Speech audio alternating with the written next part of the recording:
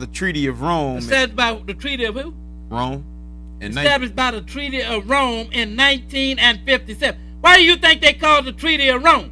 All of these European nations, they got together and they came up and they with this organization here that they call European Economic Community, and they signed a treaty known as the Treaty of Rome. Why the Treaty of Rome? Why not the Treaty of something else? Because it is the final revival of the Roman Empire. I told you they've been trying to put it back together ever since it fell in 476 AD. Finally, they're going to put it back together here. And it is getting close here. This was in 57 when it was first formed. Now, it has grown. Go ahead and read it. We're going to read a little bit about the growth of it. Go ahead and read some more of it. To facilitate the removal of barriers to trade among the member nations. Now, it said the reason they put it together to facilitate the removal of barriers. I read another account of it this morning where it said that they might become unified. That Rome might once again become unified. You know what unified is? One. Go ahead and read on. The establishment of a single commercial policy toward non-member countries. See what it said? Establishment of a single commercial policy toward non-union. In other words, we're going to unify together and everybody else is out. And we're going to call all of the shots. You know, we're going to become one. And that means bad news for everybody else that is not a part of this union. Go ahead and read on. The eventual coordination of transportation systems, agricultural policies, and general economic policies. Economic policy. Now, you have one currency for these nations, don't you? You see what? This will change in just over these few years. You have one currency. And what is that currency? The euro. And what is the strongest currency around today? The euro. Read some more of that. The original members were France. Here are the original members. Remember who made up the ancient Roman Empire. And look at who the original members of this is. Go France. Go ahead and read. Belgium. All these we read about this out of the encyclopedia. Go ahead and read. Luxembourg. The Netherlands. Go ahead. Italy and West Germany. Now, you have more that have joined on now. Because the book said there got to be 10. And there are more than 10.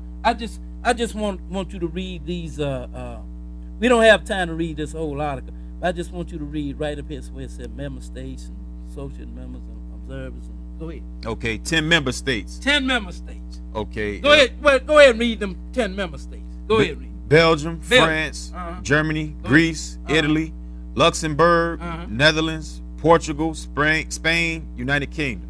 All these sound familiar, don't they? It sounds like the ancient Roman Empire and sound like this modern day Roman Empire. Now just read, don't bother reading the members, just read what it said there. 6 associate members. You have associate members. You know, because people say, well, you know, it's more than 10 in there now. Yeah, but you have 10 member states, you have 6 associate members, and what else? 5 observers. 5 observers, and what else you have? 7 associate partners. So, you know, that's why you got all these nations, but you have 10 member states. Book said in the days of these kings. How many was it? 10, right? Yep. 10 toes, wasn't it? Wasn't it 10 toes? And in the days of these kings, with the God of heaven set up a kingdom? Yep. You're looking at them. Let's go now to 2 Thessalonians chapter 2. And we began reading at verse 1. 2 Thessalonians 2, we're going to pick it up at verse 1. 2 and 1. 2 and 1.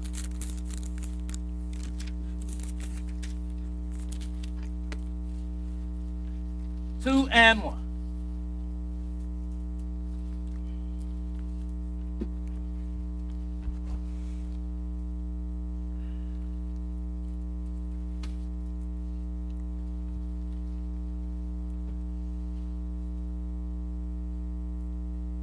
Okay. Go ahead and read.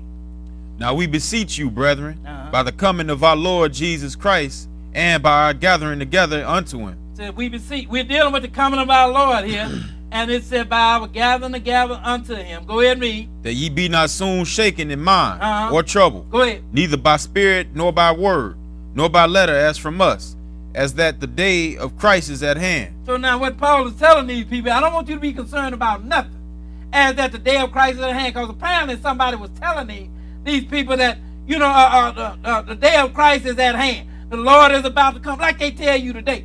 I'll tell you that the Lord's coming is near. But I know the Lord cannot come no any day. You will never hear me stand up and say that. Because the Lord said that when you see all of these signs happen, then know that his coming is near, even at the door. There's still a few things that's happening, but everything is taking shape now. It ain't far. But he can't come no any day, no. Because there's certain things. You got to have a tribulation, a great tribulation that the Bible called, and it's got to last 3.5 years before the Lord can come. And before the tribulation start, a temple got to be built in Jerusalem, and the man got to move in this. This man that we've been talking about, he got to leave Rome and set up in that temple in Jerusalem and declare himself God. And that will begin the 3.5-year tribulation. So the Lord can't come no any day. But that day is at hand. It ain't that far off, because we're looking at the signs. That's how I know it ain't that far off. Go ahead and read on. Let no man deceive you by any means. For that day shall not come except there come a falling away first, and that man of sin be revealed, the son of perdition. Then we read in Revelation chapter 17 that he's going to come up out of that bottomless pit and go into perdition. Well, now you got the son of perdition here, the leader of them. Because it is the religious ruler that is the real leader. You know, the secular rulers, they take their orders from the religious ruler. You know, he tells them what to do. And then they go and carry it out. I want him put to death. Okay, I'll do what you say. That is how it's always at work, and that is how it's going to work in the future.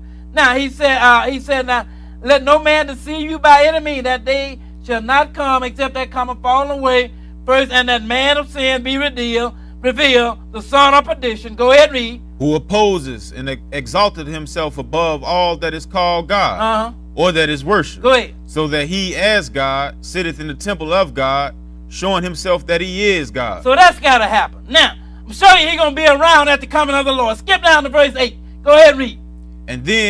And then shall that wicked be revealed, whom the Lord shall consume with the spirit of his mouth, and shall destroy with the brightness of his coming. Wait a minute, if the Lord is going to destroy him with the brightness of his coming, don't that mean he has to be around at the coming of the Lord? So now, he got to be around. You know, this is the son of perdition, the head of this Roman Empire here. The Lord will destroy him with the brightness of his coming. Let's go now to Daniel chapter 11. And we're going to pick it up at verse 36. 11 and 36.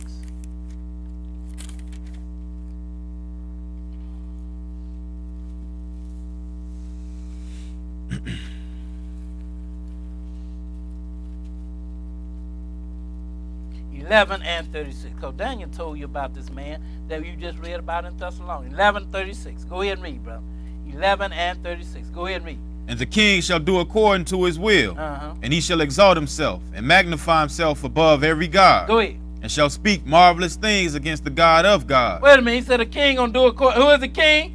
Well, it's the one we've been reading. He's a king, isn't he? You know, book called him the little horn, which is a ruler.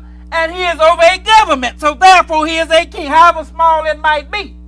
You know, his little government might not be that large, but he is ruler, as we read earlier, over nations and multitudes and tongues.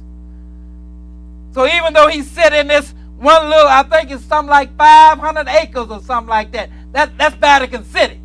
That's where he ruled from, but his rule carries throughout the world, over people and languages and multitudes and tongues, and everybody that shows up to his little kingdom sitting right there in the middle of Rome, they got to bow down and kiss that ring. Because when you show up there, I don't care how great a ruler you are, first thing he's going to do is stick that finger in your face. And you kiss that. Now we can talk. Because he is indeed a king. And his dominion is far greater than any other king on this earth. Can't no other king say that. Their dominion is over people and languages and multitudes.